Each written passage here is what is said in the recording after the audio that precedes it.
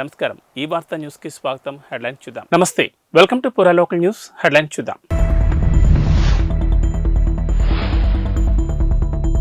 National politics పై Revanth hot comments. జాతీయ స్థాయిలో తెలుగువారి పాత్ర సన్నగిల్లిందని వెల్లడి.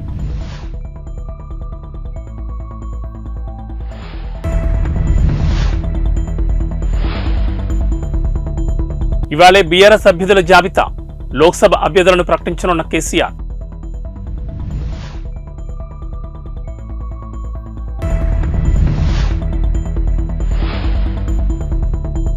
బీజేపీ ఎమ్మెల్యే రాజాసింగ్ సంచలన వ్యాఖ్యలు. దేశంలో ఇంకా 40,000 గుళ్లు కట్టాలని స్పష్టం.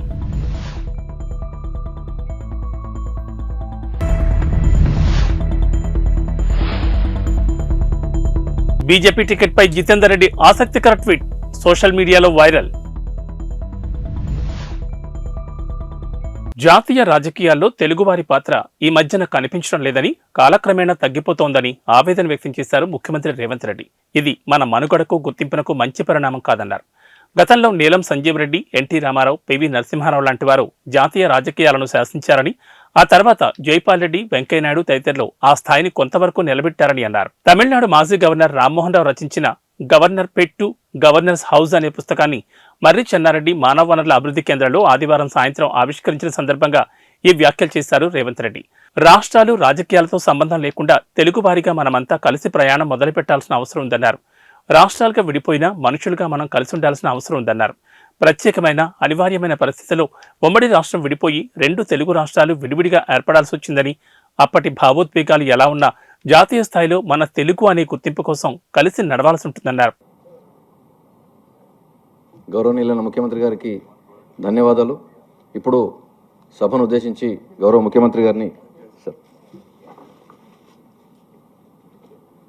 My publisher, though he had agreed to publish a book which was declined by 3 others, he seems to be a smart businessman. He has put it on Amazon for sale, and bookshops nowhere display this book. So if any of you want to read, you will have to order it on Amazon for sale. Thank you. గౌరవ ముఖ్యమంత్రి గారిని సభను ఉద్దేశించి ప్రసంగించవలసిందిగా కోరుతున్నాను.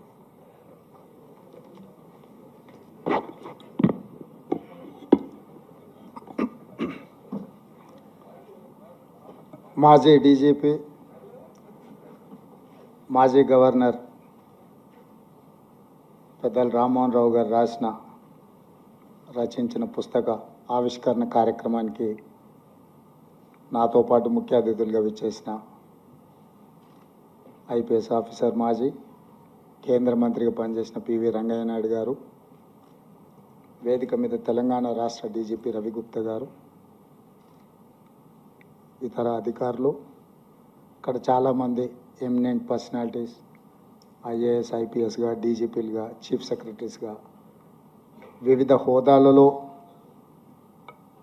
రాష్ట్రానికి, దేశానికి సేవలు అందించి ఈరోజు రామ్మోహన్ రావు గారి పుస్తక ఆవిష్కరణలో మీరందరూ పాల్గొనడం, ఈ కార్యక్రమానికి నన్ను ముఖ్య అతిథిగా వారు ఆహ్వానించడం ఒక మంచి అవకాశంగా, మిమ్మల్ని అందరినీ కలవడానికి నాకు ఇది ఒక మంచి సందర్భం అని నేను భావిస్తున్నాను.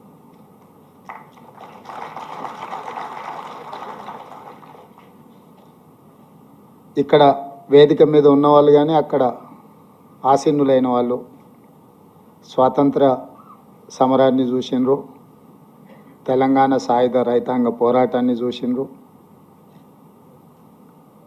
అదేవిధంగా హైదరాబాద్ రాష్ట్ర అవతరణ పరిపాలన చూసిండ్రు, ఉమ్మడి ఆంధ్రప్రదేశ్ 2 రాష్ట్రాల కలయికతో ఏర్పడ్డ ఉమ్మడి ఆంధ్రప్రదేశ్ రాష్ట్ర పరిపాలన చూసిండ్రు, 69 తెలంగాణ ఉద్యమం, 72లో జయాంధ్ర ఉద్యమం, మళ్ళీ 96లో 2వసారి తెలంగాణ ఉద్యమం, అదేవిధంగా తెలంగాణ రాష్ట్ర అవతరణ. దాదాపుగా ఈ 76 సంవత్సరాలలో జరిగిన వివిధ పరిణామ క్రమాలను అన్నింటినీ అవగాహన చేసుకొని అనుభవం ఉన్న వాళ్ళందరూ కూడా ఇక్కడికి రావడం ఇది ఒక మంచి సందర్భం. తెలంగాణ రాష్ట్ర ప్రభుత్వం ఈ కార్యక్రమాన్ని, ముఖ్యంగా తెలంగాణ పోలీస్ అధికారులు ఈ కార్యక్రమాన్ని ఏర్పాటు చేయడాన్ని వారిని మనస్ఫూర్తిగా నేను అభినందిస్తున్నాను. ఇన్ని కాలాలలో జరిగిన ఎన్నో అనుభవాలతో కూడుకున్న పెద్దలందరినీ ఒక దగ్గరికి రప్పించడం అనేది అంత ఆషామాషిగా జరిగే విషయం కాదు.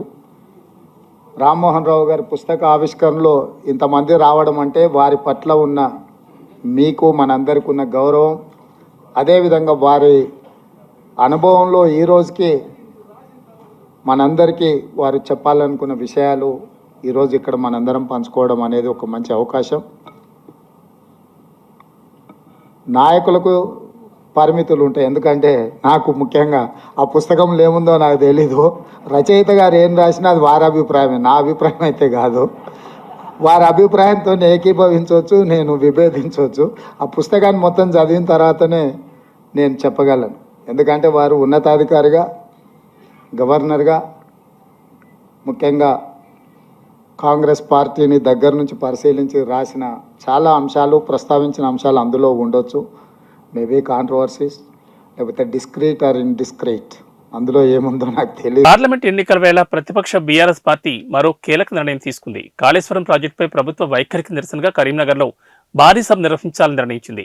ఈ నెల 12న కరీంనగర్లో సభని ఏర్పాటు చేయాలని బీఆర్ఎస్ డిసైడ్ అయింది. బీఆర్ఎస్ అధినేత కేసీఆర్ తెలంగాణ భవన్లో ఇవాళ ఉమ్మడి కరీంనగర్ జిల్లా ముఖ్య నేతలతో భేటీ అయ్యారు. ఈ సమావేశంలో కరీంనగర్, పెద్దపల్లి లోక్సభ స్థానాలపై సమీక్ష నిర్వహించారు. ఈ 2 సెగ్మెంట్ల అభ్యర్థుల ఎంపిక, ప్రచార వ్యూహం వంటి తదితర విషయాలపై కేసీఆర్ చర్చించారు. కాళేశ్వరం ప్రాజెక్టు పట్ల కాంగ్రెస్ ప్రభుత్వ వైఖరికి నిరసనగా కరీంనగర్ జిల్లాలో భారీ బహిరంగ సభ నిర్వహించాలని నిర్ణయించారు. ఈ సభకు సంబంధించిన ఏర్పాట్లపై నేతలకు గులాబీవాస్ దిశానిర్దేశం చేశారు. తొలుత ఈ నెల 10నే కరీంనగర్లో సభ ఏర్పాటు చేయాలని బీఆర్ఎస్ నిర్ణయించింది. కానీ అనివార్య కారణాల వల్ల సభను ఈ నెల 12 నిర్వహించాలని తాజా భేటీలో డిసైడ్ అయ్యారు.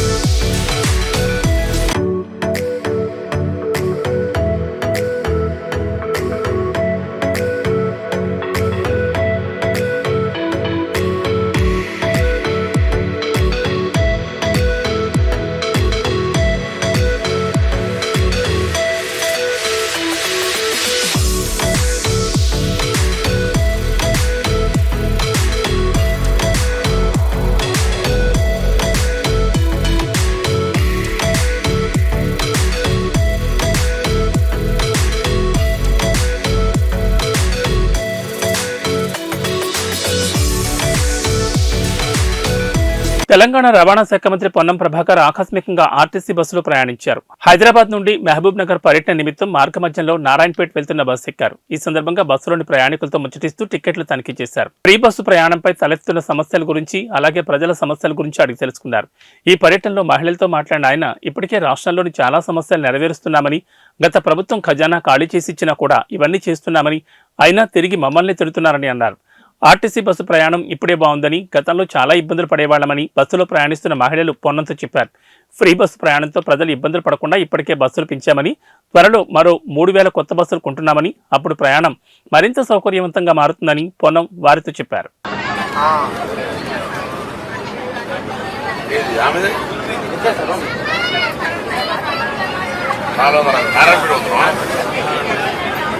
ఇది తెలంగాణ వాళ్ళకి చేసారు, మీ ఊర్లో మీకు ఫ్రీ, అక్కడ కర్ణాటకలో కూడా ఉంది, కాంగ్రెస్ వాళ్ళు చేసిండ్రు అక్కడ కూడా. ఎందుకంటే అందరూ చేస్తున్నా ఇవన్నీ చేసినాం, అయినా తిడుతున్నారు. గల్లగురియం పైసా ప్లాస్టిక్ మొత్తం ఖాళీ చేసారు. మీ అందరూ తెలుసా గల్లగురి ఖాళీ చేసారు? ఖజానా తెలుసు కదా, ట్రెజరీ.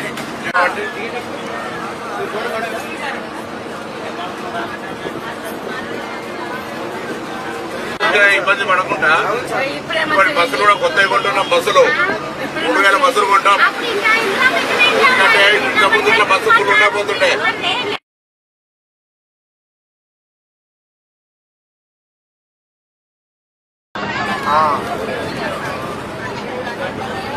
ఆమెది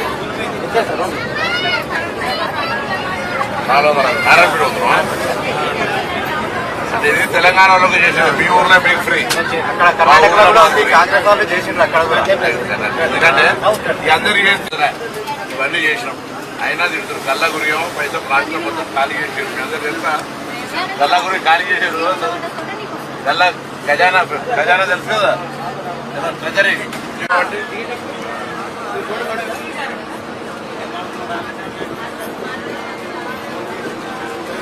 ఇబ్బంది పడకుండా ఇప్పుడు బస్సులు కూడా కొత్తగా కొంటున్నాం. బస్సులు 3000 బస్సులు కొంటాం. ఎందుకంటే ఇంత ముందు ఇట్లా bus full ఉండకపోతుండే.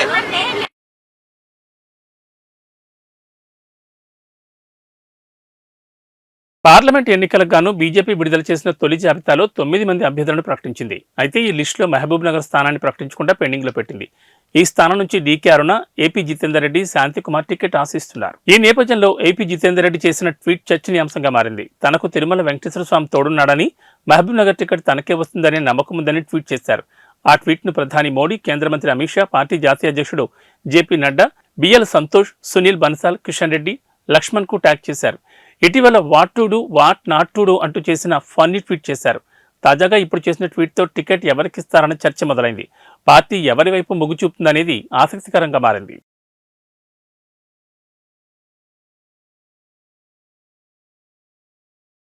Peddapalli, Karimnagar BRS MP అభ్యర్థుల పేర్ల ప్రకటన వాయిదా పడింది. నిన్న అష్టమి కారణంగా అభ్యర్థుల పేర్ల ప్రకటనను గులాబీ బాస్ కేసీఆర్ వాయిదా వేసినట్లు సమాచారం.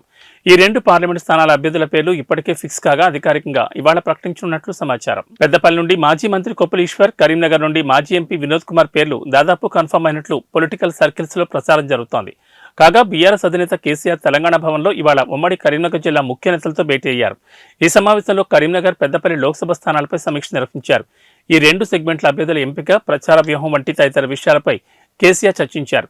ఈ భేటీ తర్వాత అభ్యర్థుల ప్రకటన ఉంటుందని తొలుత ప్రచారం జరిగింది. కానీ అష్టమి కారణంగా క్యాండిడేట్ల పేర్ల ప్రకటనను ఇవాళకి వాయిదా వేసినట్లు సమాచారం.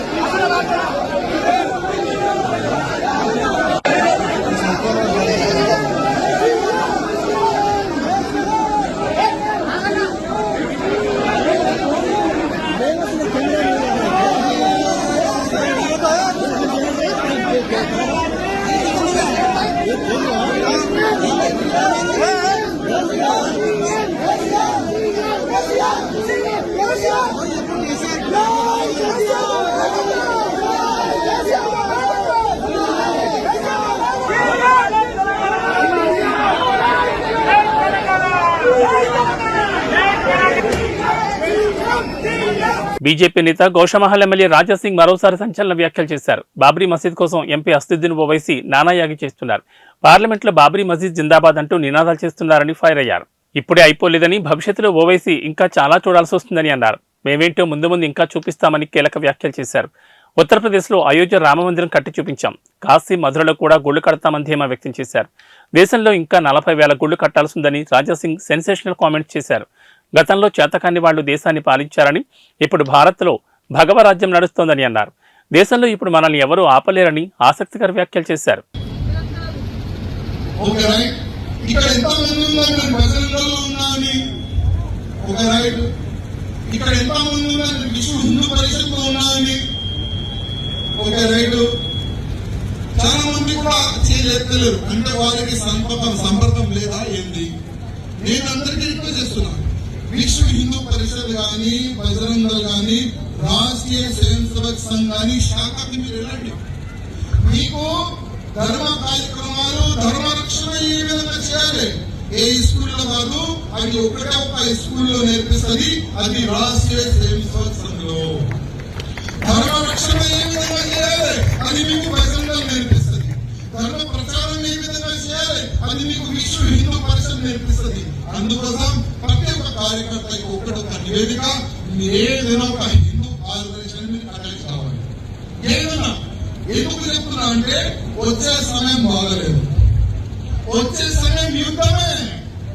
ఎందుకు యుద్ధం అంటున్నా అంటే వచ్చే సమయం మన భారతదేశం హిందూ రాష్ట్రం అవుతుంది. హిందూ రాష్ట్రం ఇట్టింది కాదు, దాన్ని కూడా మనం యుద్ధం చేయాలి. యుద్ధం చేస్తేనే హిందూ రాష్ట్రం అవుతుంది. యుద్ధం చేస్తేనే అయోధ్యలో భవ్యమైన రాముడి గుడి ఎంతో మంది రామ భక్తులు ప్రాణ త్యాగం చేశారు. అప్పుడే అయోధ్యలో భవ్యమైన రాముడి గుడి ఇవాళ మనం చూస్తున్నాం.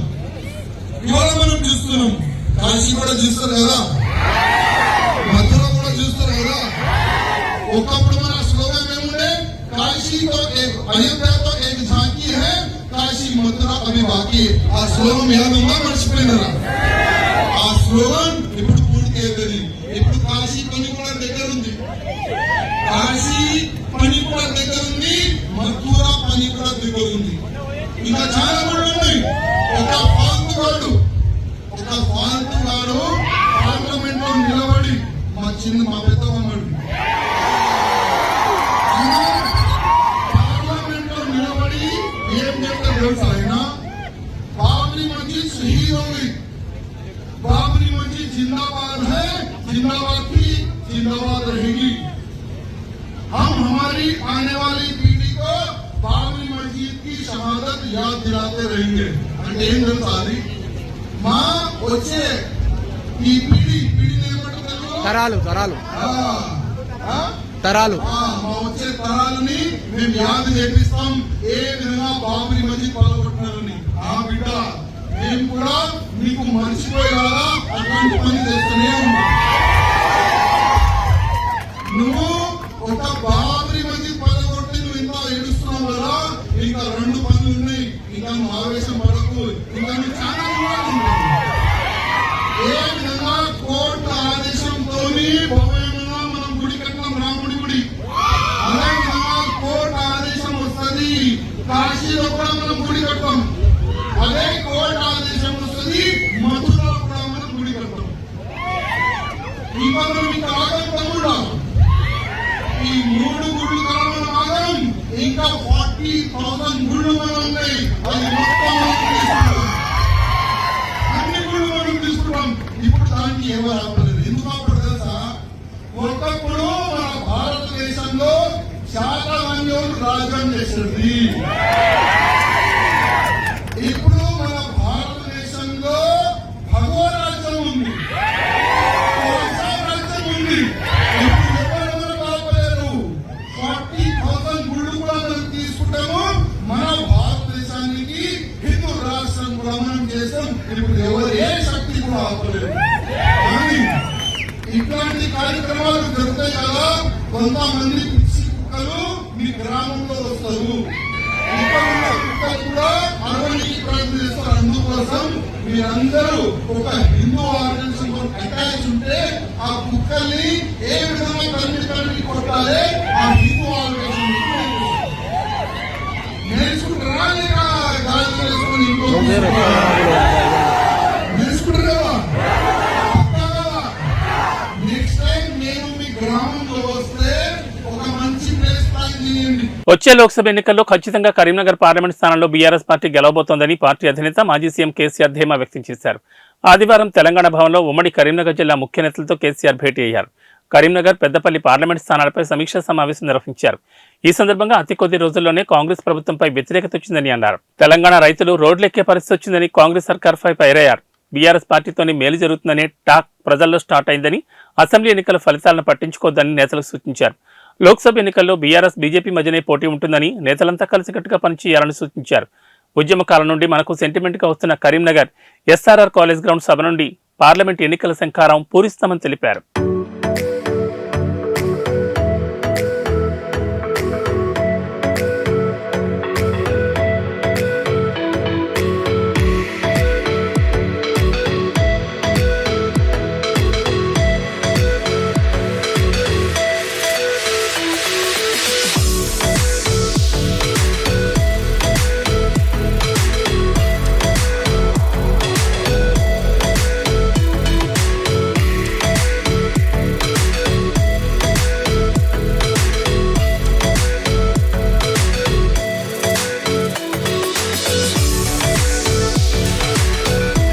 కేటీఆర్ రాజేంద్రనగర్ వెళ్లి మిలీనియం స్కూల్ విద్యార్థులతో గడిపారు. స్కూల్ కార్యక్రమానికి హాజరైన కేటీఆర్ తనకు ప్రత్యేకంగా ఆహ్వానం పంపిన చిన్నపిల్లలతో కాసేపు ముచ్చటించారు. ఆ తర్వాత స్కూల్ వార్షికోత్సవ కార్యక్రమంలో మాట్లాడి వెనుదిరిగారు. కేటీఆర్ తమ విద్యార్థుల కోరికను మన్నించి ఈ కార్యక్రమానికి హాజరు కావడం పట్ల స్కూల్ యాజమాన్యంతో పాటు ఈ కార్యక్రమానికి హాజరైన వందలాది మంది విద్యార్థులు, తల్లిదండ్రులు ధన్యవాదాలు తెలిపారు. కేటీఆర్తో సెల్ఫీలు తీసుకుని తమ సంతోషాన్ని వ్యక్తం చేశారు.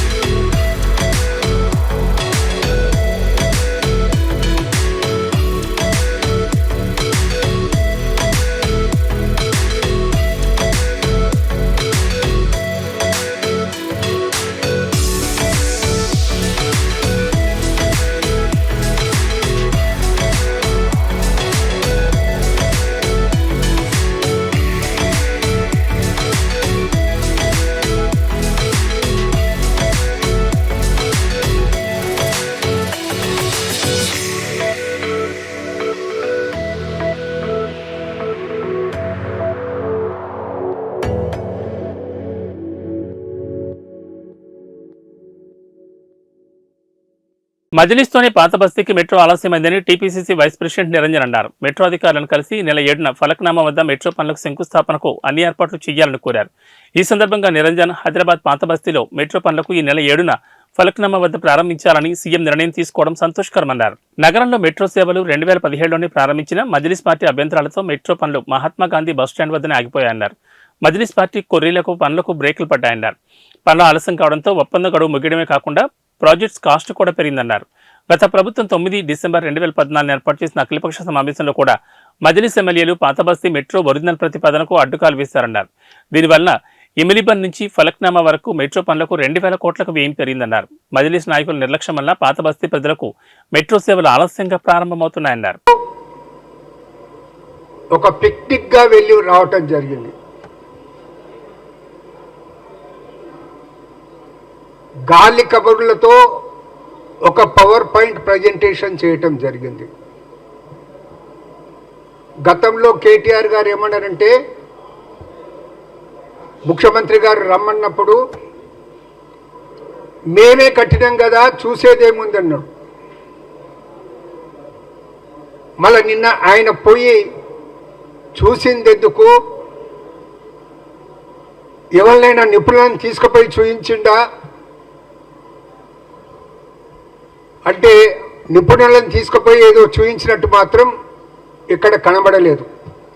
ఒక మాట మాత్రం అన్నాడు, నిపుణులు వారు చెప్తుంది ఏంటంటే ఎంబడే మరమ్మతులు చేసి రైతులకు వాటర్ ఇవ్వాలనే మాట చెప్పడం జరిగింది.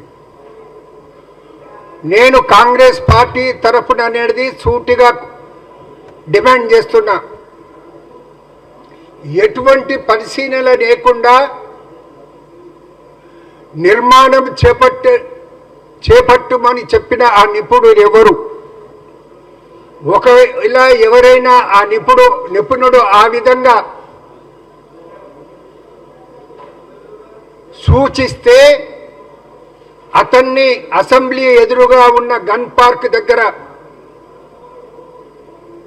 అమరవీరుల స్తూపం దగ్గర ఉరివేయాలనే మాట డిమాండ్ చేస్తా ఉన్నాను. National dam safety authority 1 November 2023 నాడు ఇచ్చిన నివేదికలో స్పష్టంగా పేర్కొనడం జరిగింది. As per committee findings, piers had sunk due to a combination of issues involving planning, design, quality control and operation and maintenance. అంతటితో వారు ఆగలేదు. The barrage under the present condition is rendered useless until fully rehabilitated. ఈ మాట కూడా వాళ్ళ రిపోర్ట్లో స్పష్టంగా పేర్కొనడం జరిగింది. ఫర్దర్ వారు చెప్పడం ఏంటంటే the likelihood of failure of other blocks resulting in a similar mode exists. అంటే ఇతర బ్లాక్లకు కూడా ఈ డేంజర్ ఉన్నదనే మాట నేషనల్ డ్యామ్ సేఫ్టీ అథారిటీ అనేది 1 నవంబర్ నాడు ఇచ్చిన రిపోర్ట్లోనే చెప్పడం జరిగింది. ఫర్దర్గా వారు చెప్పింది ఏంటంటే this would warrant rehabilitating the whole barrage. మొత్తం బ్యారేజ్నే రిహాబిలిటేట్ చేయాల్సినటువంటి అవసరం ఉందనేసి నేషనల్ డ్యామ్ సేఫ్టీ అథారిటీ అనేది 1 నవంబర్ నాడు చెప్పింది. అదేవిధంగా మళ్ళీ ఫర్దర్గా ఆ రిపోర్ట్లో చెప్పింది ఏంటంటే Annaram and Sundilla barrages have similar designs and construction methodologies making them prone to similar failure modes. అంటే అన్నారం సుందిల్ బ్యారేజ్లు కూడా ఇదే విధంగా కట్టబడ్డాయి కాబట్టి అవి కూడా ఫెయిల్ కావటానికి అవకాశం ఎక్కువ మాట చెప్తే ఎవడో నిపుణుడంట ఈయనకు చెప్పిందంట కేటీఆర్ గారికి ఇమ్మీడియట్గా రిపేర్ చేయండి. నిపుణులు చెప్తున్నారు రైతులకు నీళ్ళు ఇవ్వండి అనే మాట ఆయన చెప్తున్నాడు. పెద్ద శుద్ధపూసలే. రైతులకు కన్సర్న్ మీకే కాదు మీకంటే ఎక్కువ కాంగ్రెస్కు ఉంది. ఒకవేళ రైతుల మీద మీకు అంతనే ప్రేమ ఉంటే 1,25,000 కోట్ల రూపాయలు ఖర్చు పెట్టి కట్టిన ఆ ప్రాజెక్టును ఆ బ్యారేజ్ను ఎందుకు అంత లోపభూయిష్టంగా కట్టారో ప్రజలకు జవాబు చెప్పాలనే మాట నేను డిమాండ్ చేస్తున్నాను. రైతులకు నష్టం జరిగే విధంగా లోపభూయిష్టంగా బ్యారేజ్ను ఏబీ బులెటిన్ విశేషాలు. నమస్కారం.